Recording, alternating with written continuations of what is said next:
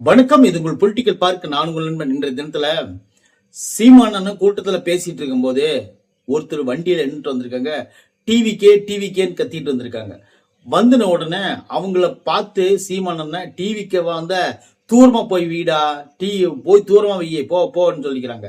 அப்படி சொன்னோடனே அந்த கூட்டத்தில் இருக்கக்கூடிய இந்த நாம் தமிழர் நிர்வாகிகள் எல்லாம் போய் அந்த பைக்கில் வந்த ஆளை பிடிச்சி அடிச்சிருக்கிறாங்க. போலீஸ்காரங்களாம் தடுத்தும் கூட அவங்க கேட்காம வந்து அடிச்சிருக்காங்க.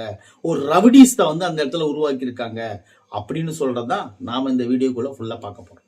சரி, ஓகே, என்னதான் நடந்துச்சு அப்படின்னு பாத்தீங்கன்னா, சீமானந்தன் மேடைக்கு மேடை வந்து பாத்தீங்கன்னா அவங்க தம்பிகளும் அவரும் எல்லாம் சேர்ந்துதான் விஜயை மட்டுமே டார்கெட் பண்ணி விஜய் மட்டும்தான் நம்ம எதிரி, வேற யாருமே எதிரி இல்லைன்னு சொல்லி பேசிட்டு இருக்கக்கூடிய ஒரு குரூப் தான் யாருன்னு பாத்தீங்கன்னா சீமானந்தன் குரூப்.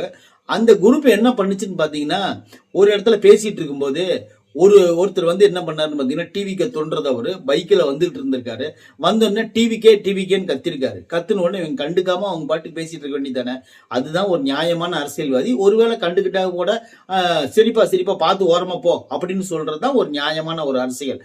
உடனே இவர் என்ன பண்ணாருன்னா சீமானண்ணா, ஏய் டிவிக்கு தானே வந்த, போய் ஓரமா வீடா போடா, அவனை பிடிச்சி இழுத்துட்டு வா போ, அந்த டிவிக்கு அவனை பிடிச்சி இழுத்துட்டு வா அப்படின்னு சொல்லி அவனை கூப்பிட்டு அந்த பையனை வந்து அந்த அந்த போலீஸ்காரங்களும் ஒரு 4-5 போலீஸ்காரங்க போய் தடுக்கிறாங்க.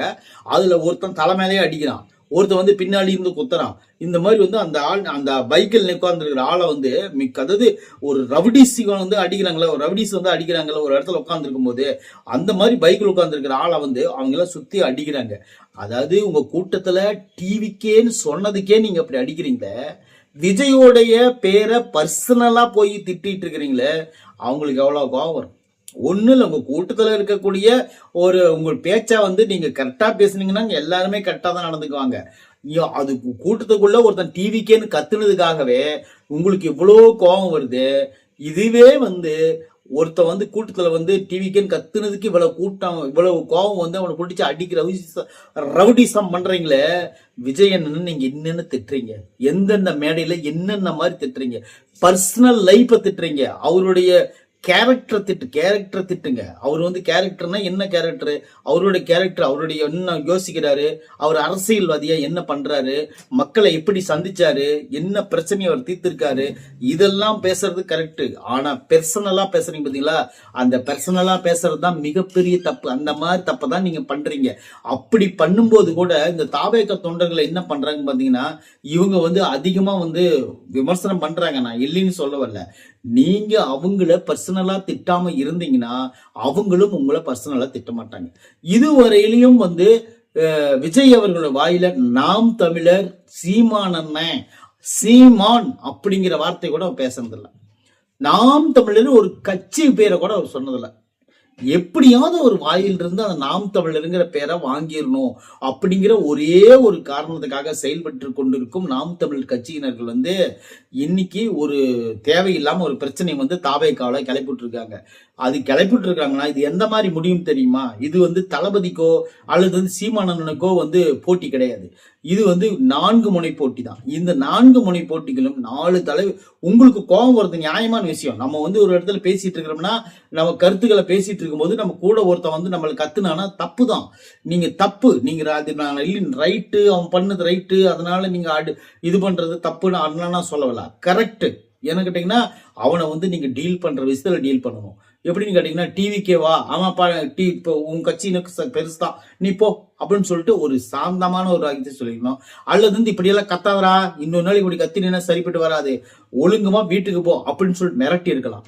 ஆனா போய் கை வச்சது மிகப்பெரிய தப்பு. இது எவ்வளவு பெரிய அரசியல் நம்ம ஒரு மாண்பை குறைக்க தெரியுமா? ஒரு கூட்டத்துல ஒரு கட்சியில மாற்று கட்சியினர் மேல கைய வைக்கிறது எவ்வளவு பெரிய தப்புன்னு சொல்லிட்டு 15 வருஷமா அரசியல் நிக்கிற உங்களுக்கே தெரியலன்னா முந்தா நேத்து சேனல் ஆரம்பிச்சு ஓட்டிட்டு இருக்கிற எனக்கு எப்படின்னா தெரியும். இதெல்லாம் தப்பு தானே. ஒரு மனுஷனை வந்து திருத்த தான் பார்க்கணுமே தவிர அகிம்சை வெளியில திருத்தம் பார்க்கணும். நீங்க வந்து இந்த மாதிரி பேசுனது மிகப்பெரிய தப்பு. பேசுனதை விட உங்க பசங்க போய் அந்த பையனை அடிச்சது மாபெரும் தப்பு. இது கண்டனத்துக்குரியதுன்னே சொல்றேன் நான். ஏன்னு கேட்டீங்கன்னா அடிக்கிறது மிகப்பெரிய தப்பு. நீங்க என்னன்னாலும் வாயில பேசி தீர்த்துக்காங்க. சும்மா அதாவது நீங்க ஆட்சிக்கு வர்றதுக்கு முன்னாடியே இந்த மாதிரி ரவுடிஸ்த நீங்க வந்து மக்களிடையே பரப்புனீங்கன்னா, ஒருவேளை சப்போஸ் நீங்க நாளைக்கு முதலமைச்சர் ஆயிட்டீங்கன்னா, உங்களை பார்த்து வேற யாராச்சும் எதுவும் சொன்னா, நீங்க எந்த எல்லைக்கும் போய் அடிக்கிறதுக்கு தயாராயிருவீங்க. இதுதான் வந்து உண்மை. இதுதான் வந்து நிஜம். இதெல்லாம் மக்கள் புரிஞ்சுக்கணும். ஒருத்தரை வந்து அடிக்கிறதுனால மட்டும் நம்ம பெரிய ஆளாயிருவோம், பெரிய இவனாயிருவோம்னு சொல்லிட்டு நினைக்க கூடாது. இப்ப அந்த பையன் சொன்னது, அந்த ஆள் சொன்னது என்ன, டிவிக்கேன்னு கத்துனா, அவனை மிரட்டி விடு, தப்பு இல்லை. போலீஸ்காரங்கள்ட்ட கூப்பிட்டு சொல்லு, அவனை அப்புறப்படுத்துங்க சார் அப்படி சொல்லுங்க, அது கரெக்ட். ஆனா அடிக்கிறது எவ்வளவு பெரிய தப்பு. அந்த மாதிரி ஒரு அந்த பையன் வந்து அடிச்சு அடி வாங்கிட்டு போன பையன் வந்து, அது வந்து ஒரு விஜய் ரசிகனாவே இருக்கட்டும், ஒரு எதுவுமே தெரியல, அரசியல் அனுபவமே இல்லை, அவனை அனுபவப்படுத்துறதுக்கு தான் நீங்க அரசியல்வாதியா வரீங்க. அவனை அடிக்கிறதுக்கு நீங்க அரசியல்வாதியா வரல. நீங்க அடிச்சா கூட, நீங்க பசங்க அடிக்க போனா கூட அவனை யாரையும் அடிச்சிடாதீங்கப்பா, அவனை உடுக போகட்டும்னு சொல்லிதான் சொல்லணுமா தவிர, டேய் அவனுங்க கூட்டிட்டு வாடா, அவனுக்கு கூட்டிட்டு வா, அவனுக்கு கூட்டிட்டு வா, என்ன பண்றேன்னு பா அப்படின்னு சொல்லிட்டு, அப்படியே அந்த கடைசியில வந்து பாத்தீங்கன்னா அந்த வார்த்தை, அந்த கடைசியில் ஒரு வேர்டு யூஸ் பண்ணாரு. அது ரொம்ப தப்புனே. அது வந்து மிகப்பெரிய அரசியலுக்கு வந்து மிகப்பெரிய ஒரு தப்பான ஒரு முன்னோட்டமா வந்து எடுத்துட்டு போறாங்க. ஏன்னா அடிக்கிறது மிகப்பெரிய தப்பு. நீங்க பேசாத பேச்சா வந்து அந்த பையன் பேசிட்டான், டிவிக்கேன்னு கத்திருக்கிறான், அவ்வளவுதானே. வேற ஒன்றும் தப்பா பேசலையே. சீமானன் வந்து பர்சனல் எதுவும் திட்டலையே, சாட்டை துருமுருகனை திட்டலையே, மத்த யாரையும் திட்டலையே. ஆனா நீங்க என்ன பண்ணிட்டீங்க, இது வந்து ஒரு பெரிய ஒரு இஷ்யூ மாதிரி நீங்க பேசி மிகப்பெரிய ஒரு கொடூரமான ஒரு சம்பவத்தை நிகழ்த்திட்டீங்க அப்படின்னு சொல்லிதான் நான் சொல்றேன். சரி, ஓகே. இதுவரையிலும் வந்து ஏதாவது ஒரு கட்சியில ஒரு தப்பு ஒருத்தர் செஞ்சுட்டாங்கன்னா அந்த தப்பை வந்து நம்ம சுட்டி காட்டணுமே தவிர அவங்களை அடிக்கிறது மிகப்பெரிய கொடூரம் அப்படிங்கிறதுக்காக தான் வந்து இந்த வீடியோ நான் அப்லோட் பண்றேன். இனிமேலாவது வேற யாராச்சும் உங்க கூட்டத்தில் இந்த மாதிரி கத்துனாங்கன்னா, ஒண்ணு அவங்களை வந்து காவல்துறையினர்கிட்ட சொல்லுங்க, அவங்க பிடிச்சிட்டு போயிடுவாங்க.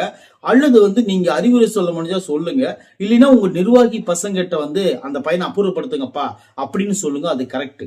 சும்மா வந்து இந்த மாதிரி அவதூறு பேசிக்கிட்டே விஜய் மேல வந்து வன்மத்தை கொட்டிக்கிட்டே இருந்தீங்கன்னா, அதை வந்து நம்ம பேசும்போது கரெக்ட், அது அடுத்தவங்க நம்மள பேசுனா நம்மளுக்கு நோவும். அதாவது வந்து இப்ப வந்து நான் வந்து அடுத்தவனை பேசினா இன்னைக்கு இனிக்கும், ஏன்னு கேட்டீங்கன்னா வாயில சக்கரை போட்ட மாதிரி இருக்கும். இது அடுத்தவன் என்ன பேசுனா எனக்கு பாவக்காய் சாப்பிட்ட மாதிரி கசக்கும்.